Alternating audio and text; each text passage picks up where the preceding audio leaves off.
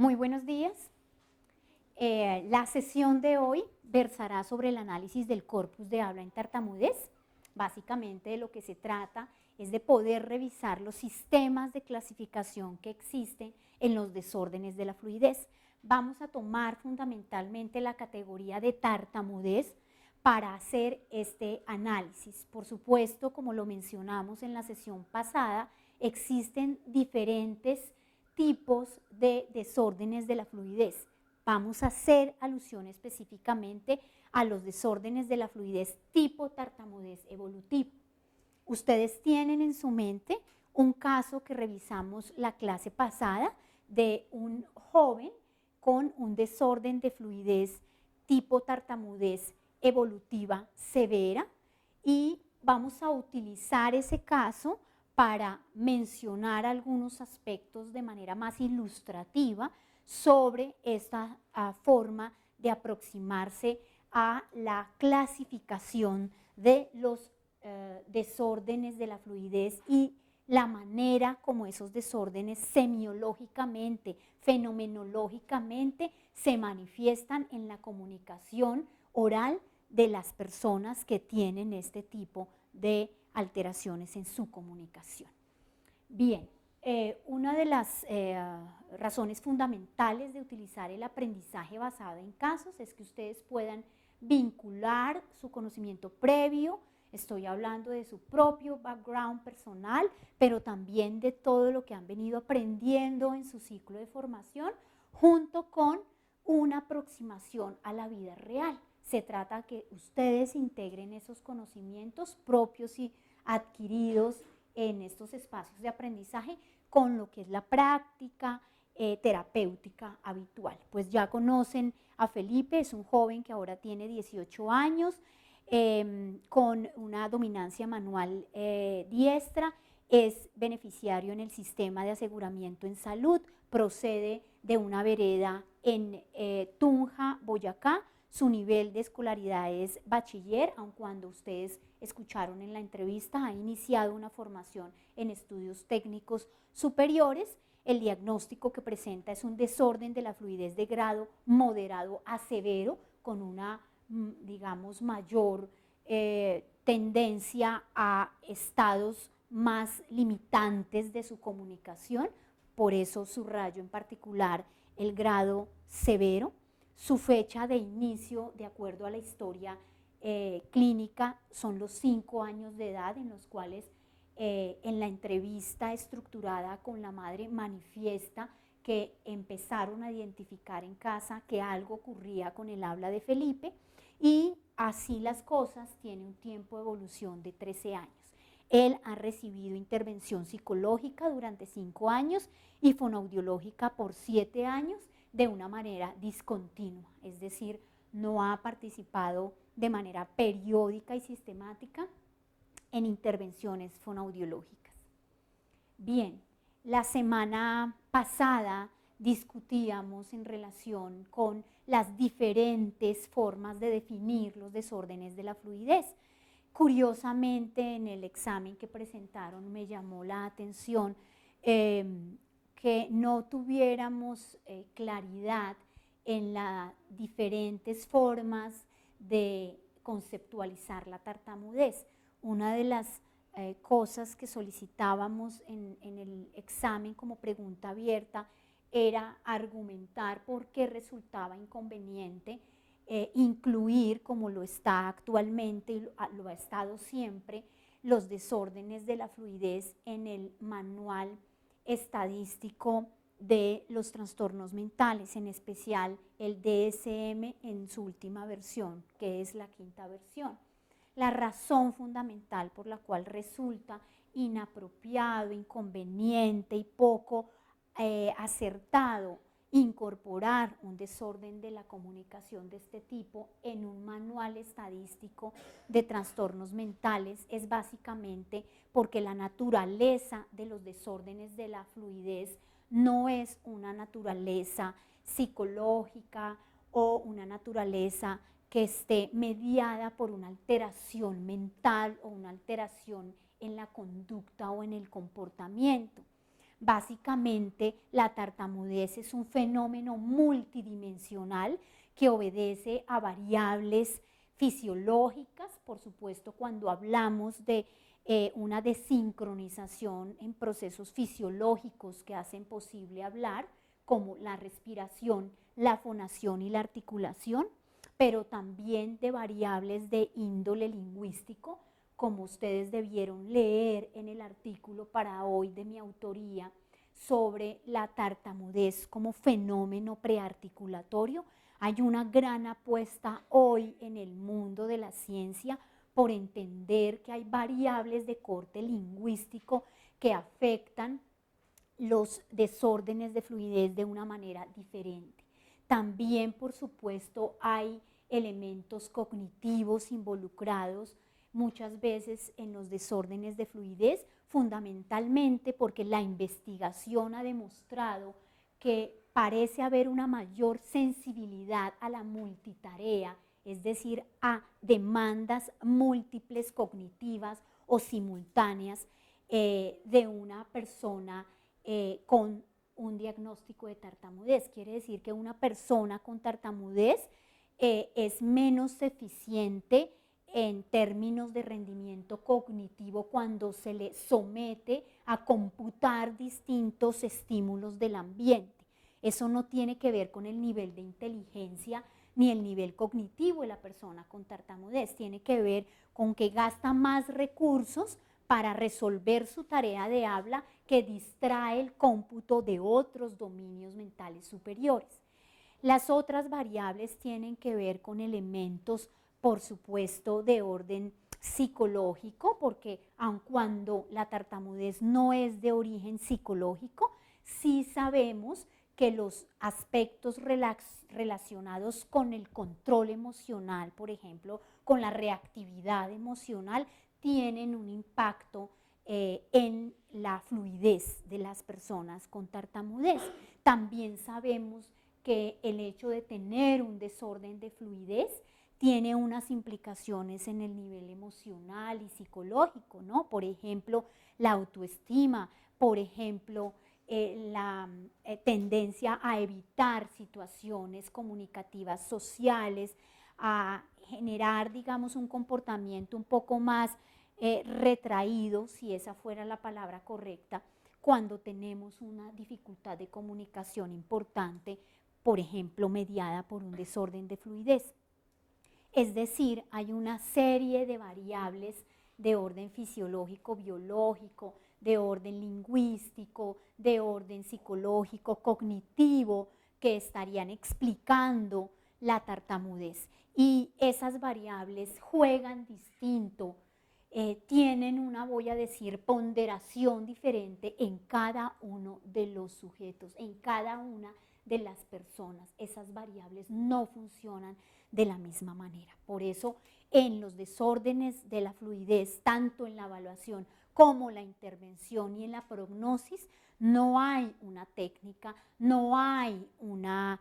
fórmula, una regla para determinar tanto el diagnóstico como el curso de intervención, porque esto obedece a una visión muy idiosincrática, muy individual. Y si a eso se le suman las variables de orden contextual, estoy hablando de esos factores personales y ambientales desde la clasificación internacional del funcionamiento, la discapacidad y la salud de la Organización Mundial de la Salud 2011, pues vamos a ver que esos factores, tanto personales como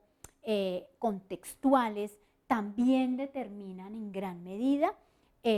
los desórdenes de la fluidez y la posibilidad de transformar la comunicación en una interacción mucho más efectiva. Entonces, eso es un poco para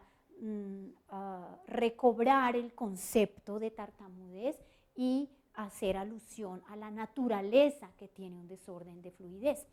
Otra cosa importante para el caso de Felipe es que se trata de un desorden de fluidez adquirido, evolutivo. Eso hace alusión precisamente a que es un aspecto residual de su desarrollo, es decir, es una tartamudez de tipo evolutivo de grado moderado a severo. La tartamudez evolutiva es diferente a la tartamudez de origen neurológico o a la tartamudez neurogénica, básicamente no solo por la naturaleza, porque una es evolutiva y la otra es neurológica, que es bastante obvio, sino por la manera como se manifiestan los signos y los síntomas de la tartamudez, porque en la tartamudez evolutiva hay una mayor inestabilidad del habla, es decir, no hay un patrón tan claro en la manera como se manifiesta el habla disfluente y el habla fluente. A diferencia en la tartamudez neurogénica o de origen neurológico, donde la manifestación de la alteración de la fluidez en el habla de las personas es igual, es decir, es estable. Los errores, los fallos, los desaciertos, las discontinuidades marcan un patrón, son iguales, no se modifican, no cambian fácilmente, ni por la demanda lingüística, ni por la demanda de interacción social, ni por elementos provenientes del ambiente, ni por el uso de estrategias por parte de las personas a la hora de enfrentar un episodio de disfluencia. Es decir, en la tartamudez evolutiva hay una mayor diversidad en la forma como se manifiesta el desorden de fluidez versus en la tartamudez de origen neurogénica, donde el patrón es mucho más estable. Estoy hablando es más estable en esa persona, no quiere decir que todas las personas con desórdenes de la fluidez neurogénico se comportan igual, porque eso depende también de la lesión neurológica, de la causa de la lesión neurológica, de la extensión de la lesión neurológica, de la duración o el tiempo de cronicidad de la lesión neurológica, de la edad, etcétera, etcétera, etcétera. ¿De acuerdo? Eso es otro elemento importante en la retroalimentación que quería darles en relación con la prueba escrita que presentaron la semana antepasada, ¿de acuerdo? Entonces, teniendo en mente nuevamente el caso que se trata de un desorden de fluidez tipo tartamudez evolutiva, quisiera simplemente recordarles que ese desorden de fluidez está representado en una serie de restricciones para la actividad y para la participación, que tiene unas variables personales y ambientales que le afectan tanto positiva como negativamente, como ustedes lo saben desde la clasificación internacional del funcionamiento, la discapacidad y la salud. Hay factores que son facilitantes y hay otros que no lo son. Así las cosas, hay que incorporar esas dos variables, tanto personales como ambientales. Y por supuesto tiene un impacto en unas estructuras y en unas funciones corporales. Yo he sustraído los códigos de cada uno de los componentes de la CIF para que ustedes logren identificar cuáles son las funciones comprometidas, las estructuras y su impacto en actividades y participación. Se trata de un desorden de la comunicación que afecta la fluidez, afecta el ritmo y afecta la velocidad del habla. Y todo ello, por supuesto, tiene una implicación para hablar, para hacer uso de la palabra hablada, para comunicarse, para poder participar de una discusión, para entablar relaciones interpersonales, para hacer interacción en la vida en comunidad, para educarse, y lo vieron particularmente en el caso de Felipe, cuyo acceso a la educación superior se vio restringido por su desorden de la fluidez. Y por supuesto en la interacción. Mencionábamos la dificultad que tiene Felipe para entablar nuevos vínculos con personas desconocidas, incluso para tener relaciones afectivas conseguir novia, tener una relación emocional amorosa, que es absolutamente normal y típico para un joven de 18 años. Así que, como ven, hay un número importante de actividades y de restricciones en la participación que tiene Felipe. A eso hay que sumarle unos elementos personales, los afectivos, que por supuesto en este caso de Felipe tienen un impacto negativo, porque es un joven cuya autoestima es baja, una persona que todo el tiempo le están corrigiendo la manera como habla, o que tiene dificultades para hablar en público, para hablar con otros, sumado, por supuesto, a la desaprobación de los interlocutores, a la burla, ¿no? Incluso al matoneo que él ha vivido durante su proceso de escolarización. Son elementos fundamentales para que uno pues no tenga la mejor de las autoestimas.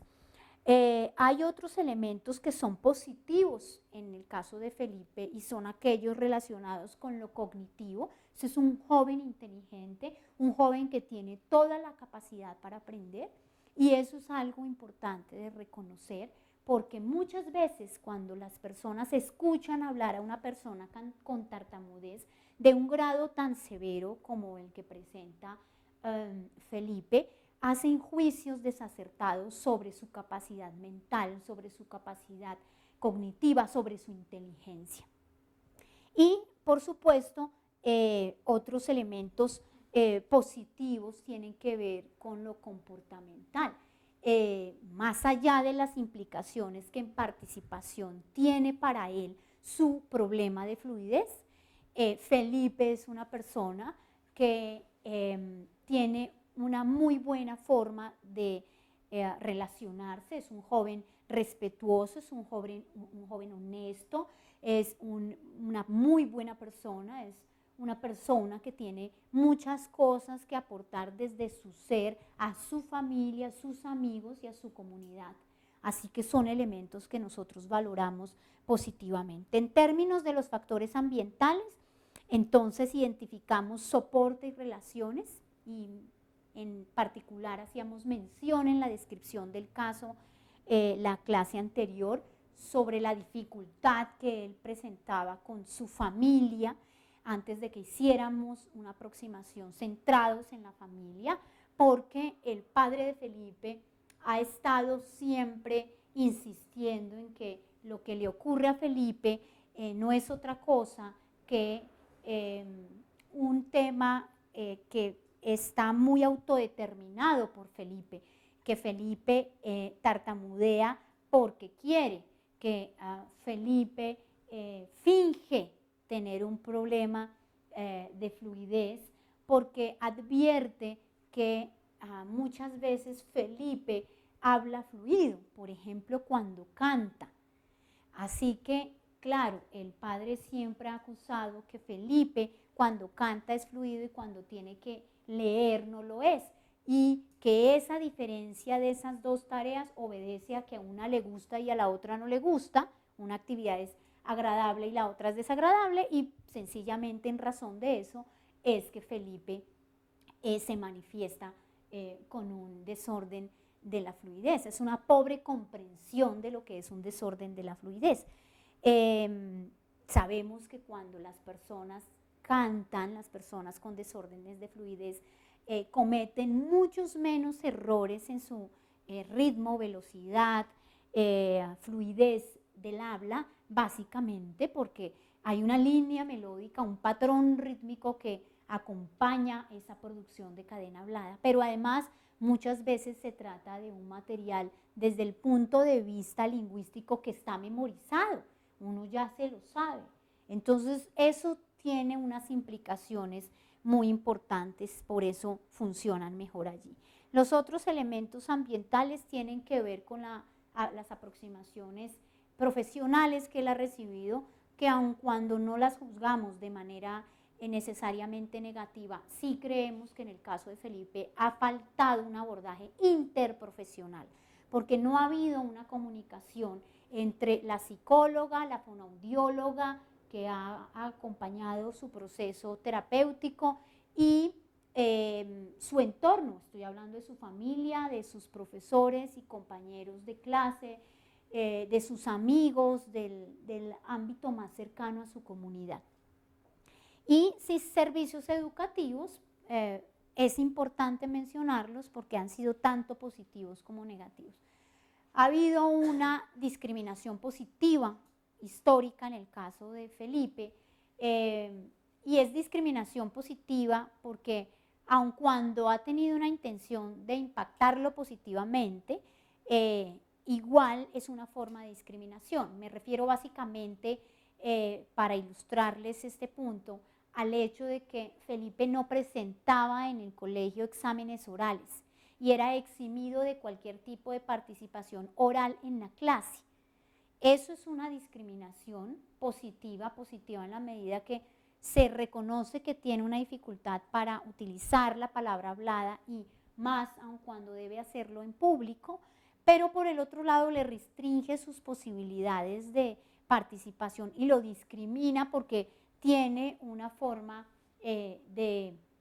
presentar, por ejemplo, los exámenes diferentes, siempre escrito, pero además imagínense las restricciones para poder participar en una clase y poder aclarar sus dudas, sus inquietudes, si no puede hacer uso de la palabra hablada durante las clases,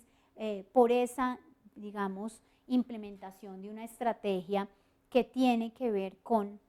esto que hemos denominado en el caso de Felipe, en este análisis, la discriminación positiva. Esto es un poco para que ustedes se ubiquen desde la CIF en el espectro de lo que es el funcionamiento humano de Felipe y no perdamos de vista ese conjunto, esa visión holística de ese ser humano, porque cuando nos centramos en la evaluación del corpus de habla, pensamos que Felipe es un número de sílabas, de sonidos, de palabras que no salen fluidas y se nos olvida eso en el contexto de la comunicación, en el contexto de la interacción y sobre todo de las necesidades y de las oportunidades que debe tener Felipe. ¿De acuerdo? Entonces, para que no perdamos ese marco de referencia, porque de aquí en adelante vamos a hacer un foco más en el análisis del corpus del habla y no quisiera que se perdiera esa oportunidad. Voy a referirme en particular a algunos elementos sobre la naturaleza de la tartamudez que son fundamentales para el caso de Felipe. Existe una gran evidencia científica relacionada con hallazgos de neuroimagen funcional cerebral y de potenciales evocados que describen alteraciones cerebrales de base biológica relacionadas con la tartamudez. Esto no quiere decir que la tartamudez es de origen neurológico, quiere decir que cuando se mapea eléctricamente o por imagen funcional el cerebro de una persona durante una instancia de tartamudez, lo que vemos es que